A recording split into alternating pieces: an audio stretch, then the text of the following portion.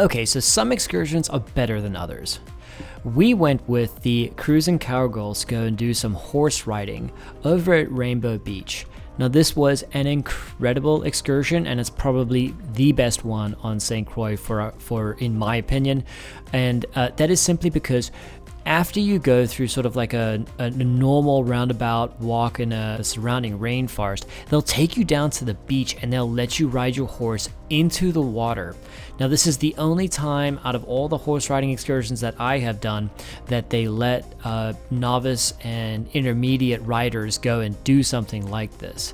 It has been my favorite horse riding experience in the Caribbean. And if you can just imagine, you're, almost hip deep in the water riding this horse, and then you turn around and you have this amazing sunset that you can experience.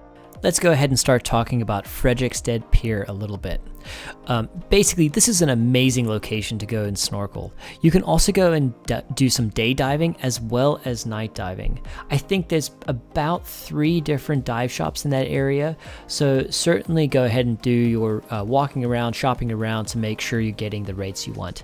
I'm pretty sure you can go ahead and get your snorkeling gear there as well, so just go ahead and check out the prices. Now, with it being a shore entry, the pier is right there. You swim out just a little bit, and the piers themselves make for these really rich environments for all kinds of marine life to kind of grow on and be around. We certainly saw our fair share of unique things with a few sea turtle as well as an octopus when I was diving a little bit further down the pier. So absolutely make sure that this is a destination that is on your list. You will regret it if you don't go. So while we are talking about Fredericksted, let's go ahead and talk about some food options that are there. So first off, we went to Louis and Nacho's Beach Bar. This is a really great location. Once again, you can go and get a great view to see the sunset. Also, if you're looking for another destination that is more of a party spot, you might try out the Fred. It certainly seemed to have the most potential for like a party atmosphere or some good nightlife. And if you want to try something that is a little bit more upscale, you can go just south of Frederiksted to the Beachside Cafe and Sand Castle on the beach. This again had an incredible patio, some great views of the sunset and the ocean, just a really relaxing place that you can go and enjoy a good meal and some pretty decent cocktails. Now, if it's a little bit earlier in the day and you want some coffee or a smoothie, you can go ahead and hit up Polly's at the pier. That was a good location for us just to get some refreshments after we had been doing some snorkeling and diving. Okay, so I know I'm moving super quickly, so feel free to go and rewind, but also go ahead and hit that like and subscribe button so that you can keep up and support this type of creative content. It's greatly appreciated. So our next excursion here in St. Croix is visiting Buck Island. This is an amazing excursion that you must add on your list of things to do while you're here.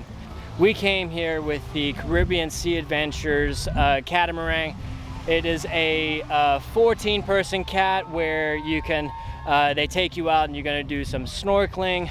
They're going to take you to the beach where you can set up and just relax, enjoy the sun, or you can go through and do a hike if you really want to while you're here. So absolutely, this has to be on your list of things to do while you're here in St. Croix.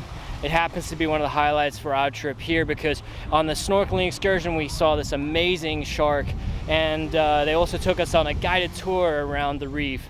So definitely worthwhile, worth the expense, and add it to your list of things to do while you're here. All right, let's go ahead and switch our attention back to Christiansted for a little bit of restaurants as well as some other activities to do. Let's go ahead and start with the Mill Boardwalk Bar Brick Oven Pizza. Blah. Try and say that once you're leaving the place. It is a great location to go to. It's an outdoor seating. The pizza is great. The food's very good. And it's just nice to be able to walk along the boardwalk at night, sort of just enjoy your time. Definitely one must for visiting St. Croix. Now, directly adjacent to that, you can find the Brew St. Croix, or STX. Another great location. often they'll have a live band playing, so you get a bit of that live band feel. And again, good food, really relaxed atmosphere. This one does have indoor dining, so that's good. And once again, a enjoyable place just to go and walk along the boardwalk and just pull in for a drink or two and just enjoy your time. So, as I have made abundantly clear, going down to visit the boardwalk and just walk along there during the day, afternoon, or evening is really just another activity in and of itself. There's some great views. If you like some photography, that's certainly a place that you can go and do that. And just enjoy seeing what Christiansted is all about.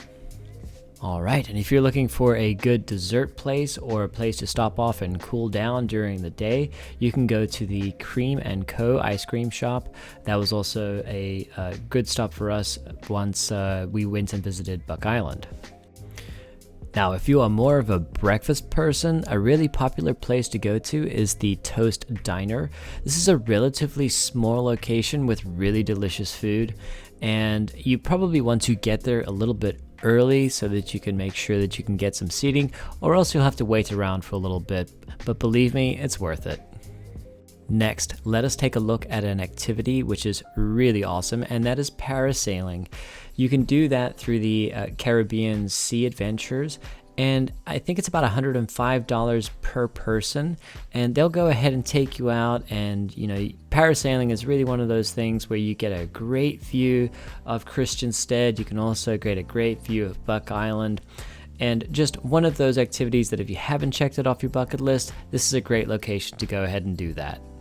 And next we have Isaac Bay Beach. This is a really unique beach because it is the most eastward one for the entire United States. It is as far east as you can go.